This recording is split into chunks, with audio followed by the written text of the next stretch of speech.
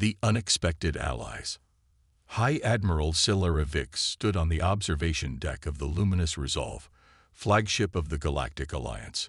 Her 4 arms were folded across her ceremonial armor as she gazed at the remnants of the once mighty Varaxian battle fleet, now drifting as debris through the Helios system. The iridescent membranes on her elongated head pulsed with the soft blue glow of satisfaction, a rare emotion after 15 brutal years of war. "Send the signal to all Alliance vessels," she said to her second-in-command. "Commander Thizel, the Varaxian surrender is complete and unconditional."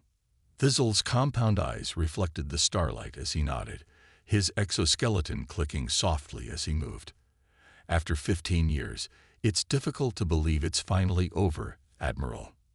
"Believe it," Silera replied, turning from the viewport. "The formal treaty signing begins in 6 hours.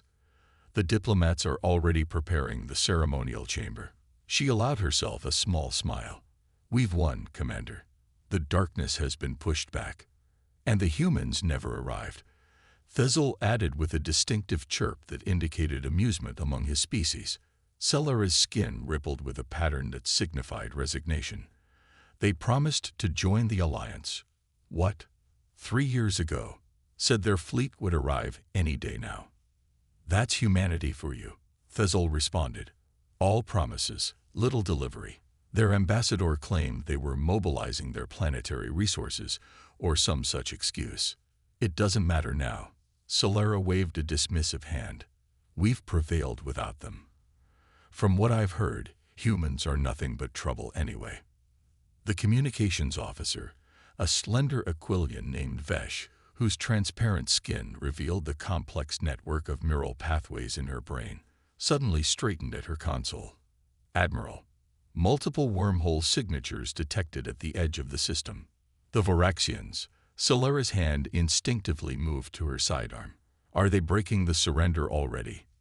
"No, Admiral," Vesh replied, her voice dropping to a whisper.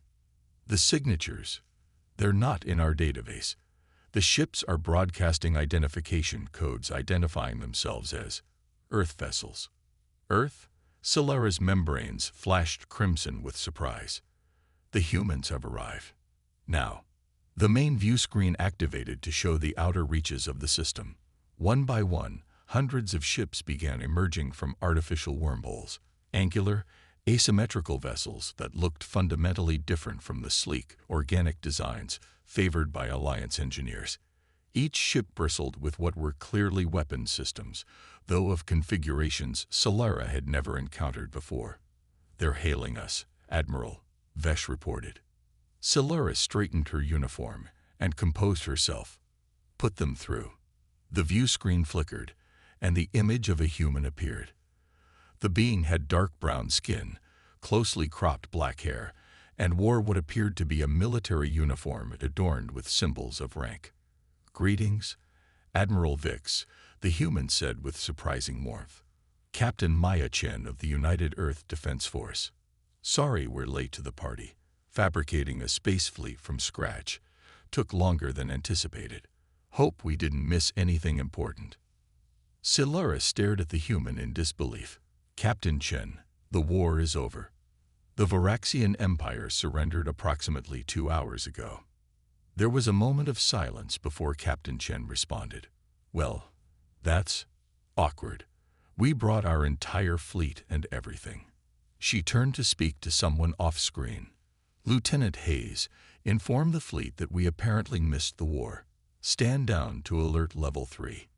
You're 3 years late," Silera couldn't help adding, her membranes pulsing with irritation. 3 years, Chen repeated, looking genuinely confused. "That doesn't track with our records.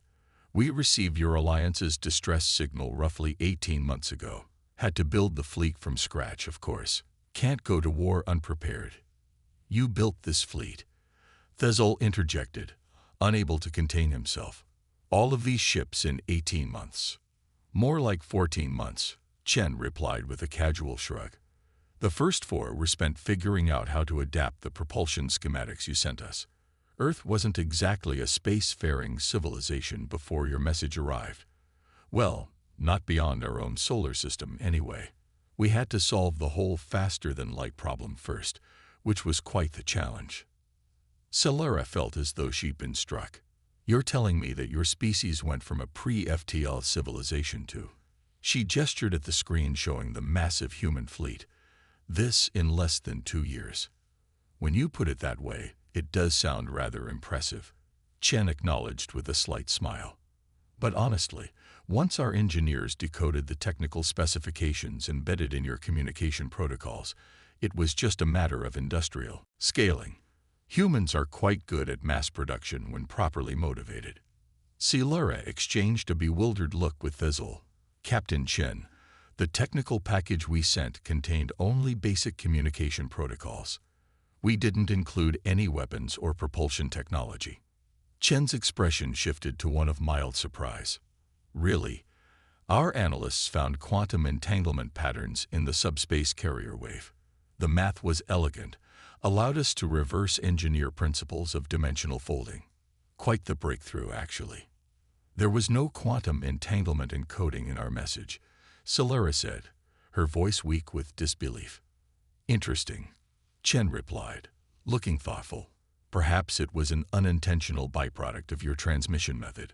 Our quantum physicists have theorized that information can sometimes be accidentally encoded in the fabric of subspace itself. Regardless, we're here now and ready to help, although I suppose the Voraxians are no longer a problem. Before Solara could respond, Vesh called out urgently, Admiral, emergency transmission from the treaty preparation site. Put it through, Solara ordered. The view screen split, with Chen on one side and the panicked face of Alliance diplomat Orin on the other. Admiral, the diplomat cried, his normally luminous facial ridges dulled with fear. The Voraxian delegation just received reports about a new fleet's arrival. They're calling it a violation of the pre-treaty terms and are threatening to resume hostilities. That's absurd, Solara protested. The humans aren't even part of the Alliance yet. Tell that to Emperor Krozek, Orin replied. He's demanding to speak with you and the human leader immediately. Well, this is getting interesting, Chen commented, looking far too calm for Solara's comfort. Put the Emperor through, Solara said, feeling the tension headache building behind her sensory membranes. The view screen divided again, and the imposing figure of Voraxian Emperor Krozek appeared. 3 meters of armored reptilian fury with bioluminescent threat patterns pulsing across his scaled skin. His multifaceted eyes glowed with barely contained rage. Admiral Vix, Krozek snarled, revealing rows of serrated teeth. Explain this treachery. You bring a new military force into this system after we have already negotiated surrender terms. Emperor Krozek, Solara began carefully. I assure you this is merely an unfortunate coincidence. The human fleet. Hello there, Chen interrupted cheerfully, waving at the Voraxian leader. You must be the big bad we've heard so much about. I'm Captain Maya Chen, United Earth Defense Force. Love the intimidating reptilian aesthetic. Very impressive. Krozek's eyes widened with indignation. Who is this insolent creature? Captain Maya Chen. As I just said, Chen replied before Solara could intervene. I've just arrived with approximately. She paused to check something off-screen. 843 warships. Sorry we missed all the excitement. 843. Krozek hissed. The entire Alliance fleet barely numbers 500. Well, we might have gone a bit overboard, Chen admitted, rubbing the back of her neck. First interstellar war and all that. Wanted to make a proper entrance. Krozek turned his burning gaze back to Solara. You claimed the Alliance had no more reserves. That is why we agreed to surrender. We didn't. Solara protested. The humans aren't. They just arrived. They're not even officially members of the Alliance yet. So you admit they are joining you? Krozek snarled. The surrender is void. We will not bow to new threats that emerge after terms are agreed upon. Now hold on just a minute. Chen interjected, her demeanor suddenly serious. From what I understand, Your empire has been terrorizing this galaxy for 15 years. You've destroyed entire civilizations, enslaved billions, and generally been the neighborhood bully.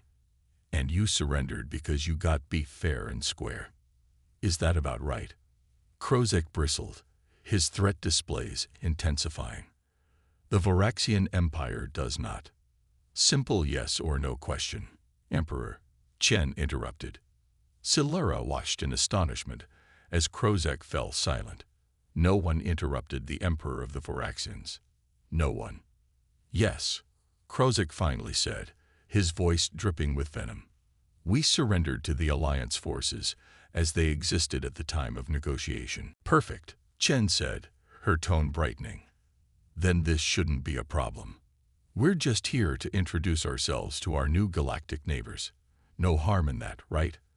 Unless, of course, you're planning to go back on your word, which doesn't seem like a great look for a mighty empire with a reputation to maintain. Krozek's scales darkened, and Silara recognized it as the Varaxian equivalent of embarrassment. The Varaxians do not break their word once given, he growled. But this fundamentally changes the balance of power. Not really, Chen shrugged. You already lost. We're just the latecomers who missed the party. She paused, and Silara could have sworn the temperature on the bridge dropped several degrees. But if you're looking to start trouble, I should warn you that humans really don't appreciate bullies, and we came prepared for a fight. A tense silence filled all three ends of the communication. Silara held her breath, acutely aware that 15 years of war and trillions of lives might hang in the balance of this moment. Finally, Krozek's posture shifted slightly. The Varaxian Empire will honor the surrender as agreed, he said stiffly. But we demand that the human fleet remain at the edge of the system during the treaty signing. Works for me, Chen agreed amiably. My crew could use some downtime anyway.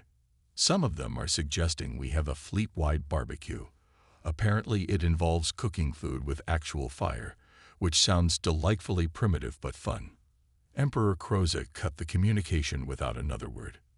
Silara stared at Captain Chen, who was now checking something on a datapad, as if nothing extraordinary had happened. Do you have any idea what you just did? She asked. Helped solidify a peace treaty. Chen suggested innocently. You nearly restarted a war that claimed billions of lives. But I didn't, Chen pointed out. And now the Emperor is even more eager to sign that treaty, isn't he? You're welcome, by the way. Silara's membranes pulsed with rapid flashes of blue and red, a sign of extreme agitation among her species.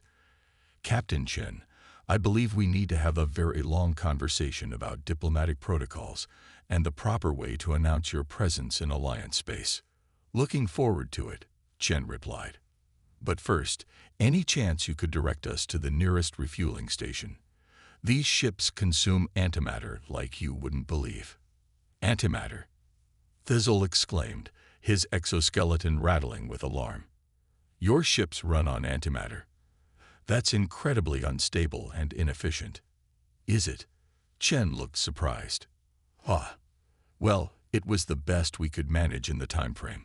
Our next generation of ships will probably use something more elegant. The engineers are already talking about something involving pocket dimensions and quantum folding. I don't really understand the science myself. Silara felt her headache intensify. Captain, please have your fleet maintain position. I'll send a diplomatic shuttle to bring you aboard, so we can discuss everything in detail. Sounds great, Chen said cheerfully. Should I bring gifts? We brought gifts. Nothing says, sorry we missed your interstellar war, like a good bottle of bourbon, am I right? As the communication ended, Silara turned to Thizzle, her expression grave. I have a terrible feeling that the war with the Varaxians might have been the easy part. Thizzle nodded solemnly. Admiral, do you think the humans really built all those ships in just 18 months? Silara looked back at the view screen where the human vessels continued to emerge from wormholes. They were functional, asymmetrical, and clearly designed with utility over aesthetics. But there were so many of them. and the casual way Chen had mentioned antimatter propulsion and dimensional technology. "I think, Commander," Solara said slowly, "that we might have inadvertently awakened something far more dangerous than the Varaxian Empire could ever be. Admiral, a species that can advance from planetary confinement to building an interstellar armada in less than 2 years isn't just resourceful," Solara explained. "There's something else entirely." As if on cue, another transmission came through. It was Captain Chen again. "Hey, quick question," the human said, looking slightly embarrassed.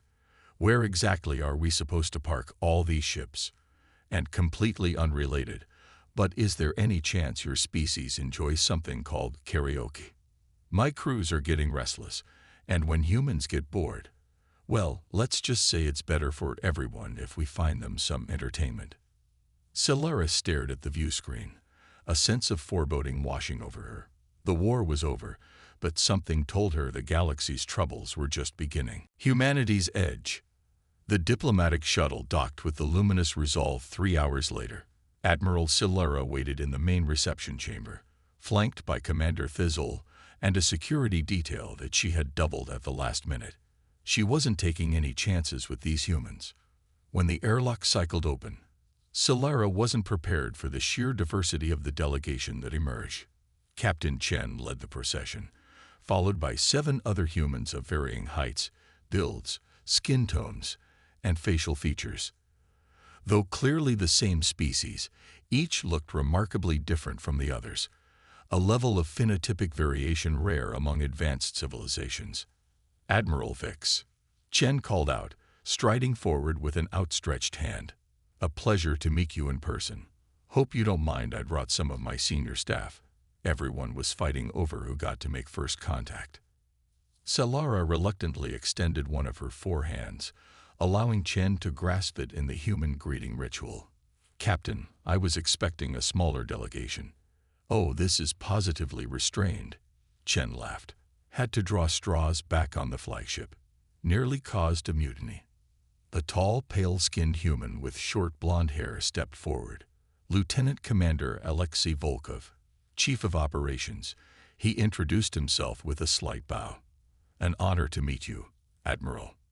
Dr. Imani Okafor, Chief Science Officer, added a woman with deep brown skin and intricate braided hair. "Your ship's quantum field architecture is fascinating."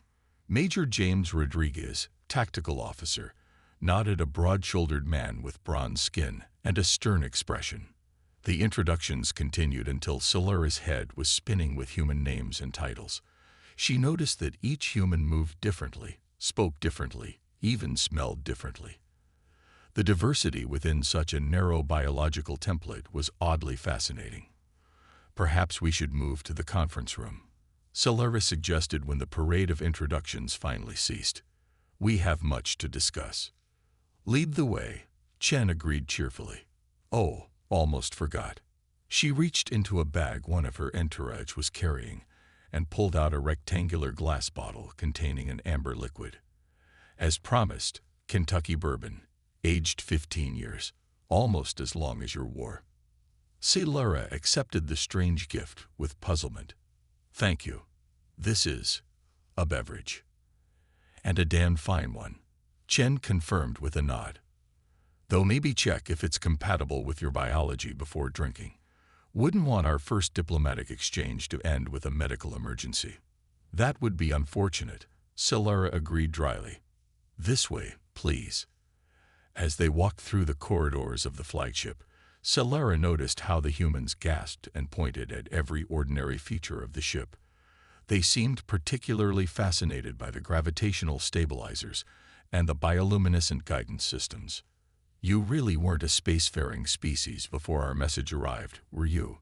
she asked Chen quietly. The captain shook her head. "Not beyond our own solar system. We put some people on our moon, established a small Mars colony, sent probes to the outer planets. Nothing fancy. Your distress call changed everything." "It wasn't a distress call," Solara clarified. "It was a formal invitation to join the alliance against a common enemy." "Tomato, Chen shrugged.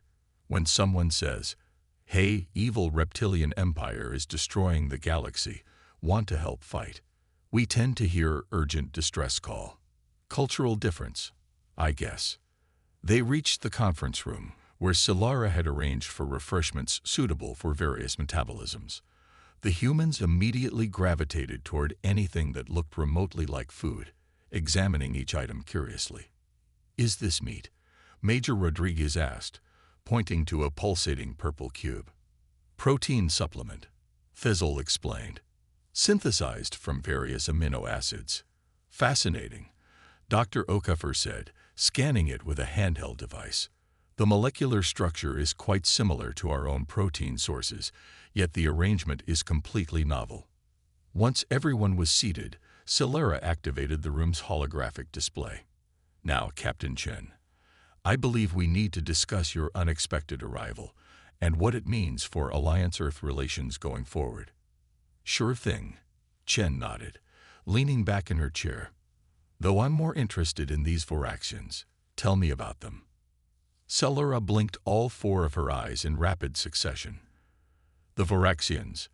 They have been the scourge of the galaxy for generations. Their empire expanded through brutal conquest, enslaving entire species, stripping planets of resources, leaving nothing but devastation in their wake. Classic villain stuff." Chen nodded. "And you folks have been fighting them for 15 years. 15 years, 2 months, and 6 days, Fizzle interjected. 27 member species of the Alliance united against them. We have lost trillions of lives, hundreds of worlds." "That's rough," Dr. Okafor said, her expression genuinely sympathetic. "Earth has had its share of conflicts, but nothing on that scale, which makes your rapid militarization all the more concerning," Solara said pointedly. 800 warships armed with antimatter weapons constructed in 18 months. You must understand our skepticism." Chen exchanged glances with her team. "Look, Admiral, I'll be straight with you. When we got your message, Earth was divided. Hundreds of nations, thousands of languages, countless conflicting ideologies. But nothing unites humans quite like an external threat." "So you're saying the Voraxians united your planet?" Solara asked. "Bingo." Chen snapped her fingers. "Overnight, borders became meaningless. Resources were pooled. The brightest minds from every corner of the globe collaborated without politics getting in the way. It was beautiful, in a facing existential danger kind of way." "That still doesn't explain the technical leap," Fizzle pointed out. "The propulsion systems alone would take decades to develop." Dr. Okafor cleared her throat. "If I may, the subspace carrier wave of your message contained certain quantum signatures. When analyzed at the subatomic level, they revealed principles that our theoretical physicists had only dreamed about. It was like finding the answer key to the universe's hardest test." "There were no quantum signatures in our message," Solara insisted. "Not intentionally, perhaps," Okafor continued. "But the very method of transmission across light years created a sort of quantum echo. Our receivers picked it up by accident. Pure luck, really." Solara felt a chill run down her spine. These humans had advanced their technology by centuries through what amounted to a cosmic coincidence. It seemed impossible, yet the evidence of their achievement was orbiting the system right now. "Anyway," Chen said, helping herself to a blue food cube and immediately grimacing at the taste, "the main question is what happens now. We showed up ready to kick some Voraxian tail, but the party's over. So where does Earth fit into this big galactic family of yours?" Before Solara could answer, her communication device buzzed urgently. "Excuse me," she said, stepping away from the table. The message displayed on her screen made her blood run cold. "Problem?" Chen asked, noticing Solara's reaction. "The Voraxian delegation has taken several Alliance diplomats hostage," Solara said grimly. "They're demanding that all human ships leave the system immediately, or they will execute them." The mood in the room shifted instantly. The humans' expressions hardened, their earlier curiosity replaced by something Solara found difficult to interpret but unmistakably dangerous. So much for honoring the surrender, Chen said, all trace of joviality gone. I need to contact Emperor Krozek, Silera said, moving to the communications terminal. Wait, Lieutenant Commander Volkov raised a hand.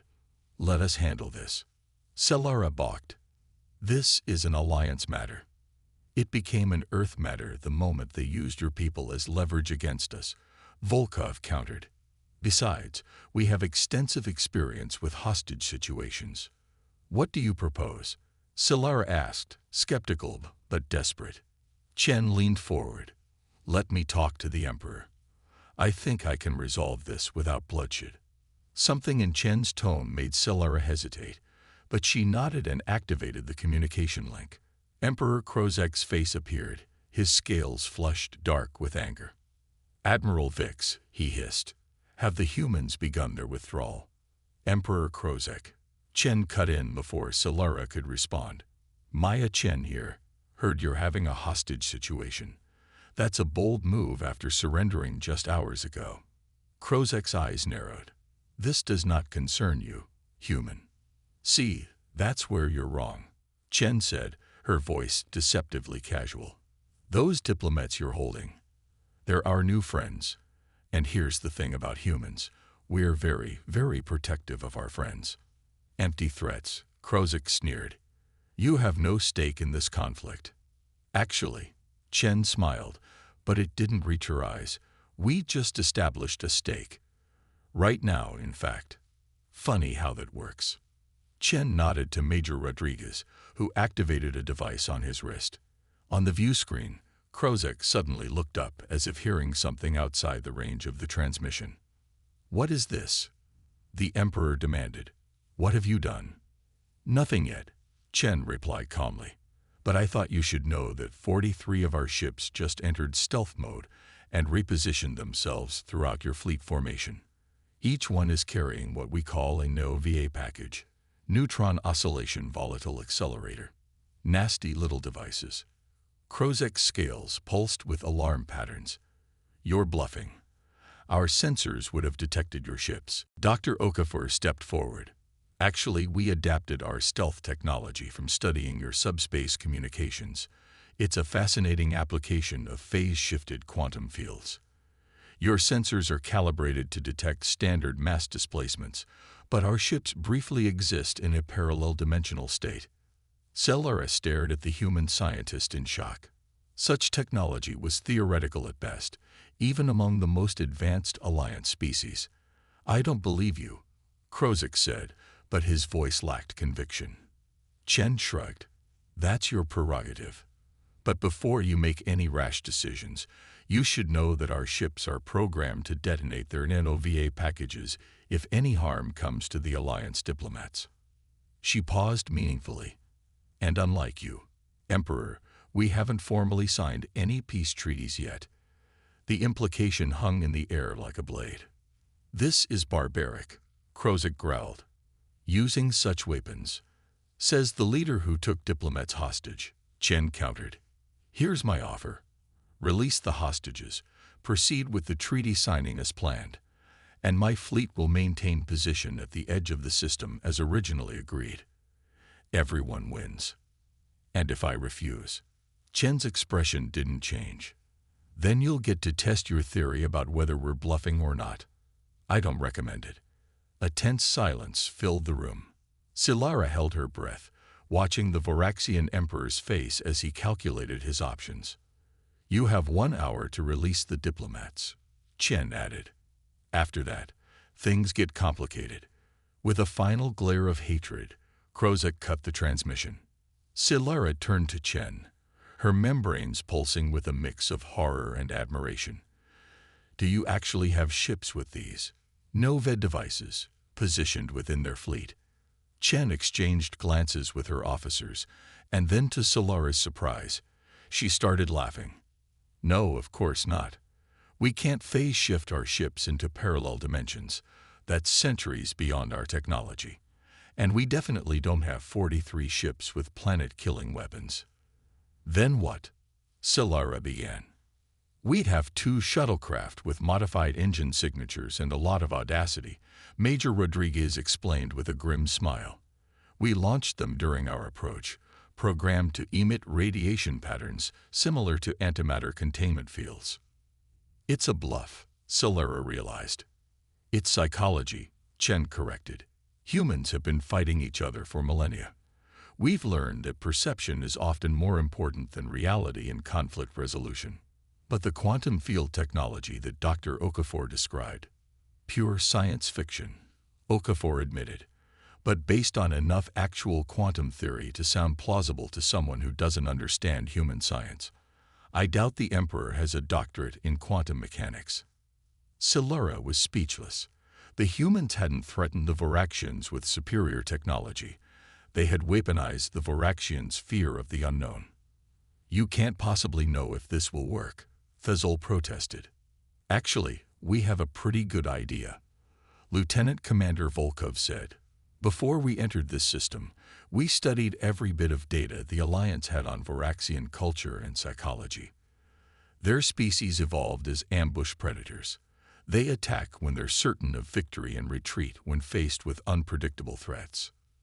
That's why they waited 15 years to surrender, Chen added.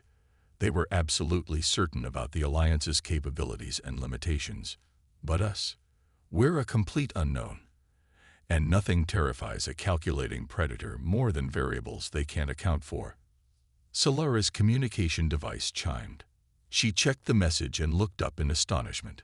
The hostages have been released. The Voraxians are requesting that the treaty signing proceed as scheduled. Chen smiled. And there you have it. You risked the lives of those diplomats on a psychological gamble, Solera said, her voice a mixture of awe and horror. With all due respect, Admiral, Chen replied, suddenly serious. Those lives were already at risk. We simply changed the equation in our favor without firing a single shot. She paused. That's something you should understand about humans. We don't always need superior firepower to win. Sometimes, we just need to be unpredictable. As the humans began discussing the details of the treaty ceremony with Thezol, Solera stepped back and observed them with new eyes. In less than a day, these newcomers to the galactic stage had nearly caused a war, then prevented one, all without deploying their actual military capabilities. Captain Chen, she said quietly, pulling the human aside. I think I owe you an apology. I underestimated your species. Chen smiled, but this time the expression reached her eyes. Most people do, Admiral. It's kind of our secret weapon. I'm beginning to see that, Solera admitted. Tell me honestly, how much of what you've told us about Earth and your technology is actually true? Most of it, Chen replied. We really did go from a pre-FTL civilization to building this fleet in 18 months. We really did reverse engineer principles from your subspace transmissions, and we really are eager to join the galactic community. And the rest? Chen's smile turned enigmatic. The rest is for the Voraxians to worry about, not our allies. I think keeping a few mysteries is in everyone's best interest, don't you? Before Solera could respond, her communication device chimed again. It was a message from Galactic Alliance Central Command, requesting an immediate report on the human fleet and capabilities. Solera looked at the message, then at the humans chatting amiably with her officers, sharing stories, and building bridges between their worlds. With a decisive gesture, she marked the message as pending review and put the device away. Some reports could wait. Right now, she had a peace treaty to oversee and new allies to welcome. Allies who had just demonstrated that the galaxy was about to become a much more interesting place. Come, Captain, she said, extending a hand to Chen. Let's go make history together. As they walked toward the shuttle bay, Solera couldn't help but wonder what other surprises these humans might have in store. One thing was certain, the age of predictable galactic politics was over. The humans had arrived late to the war, but they were right on time for the future.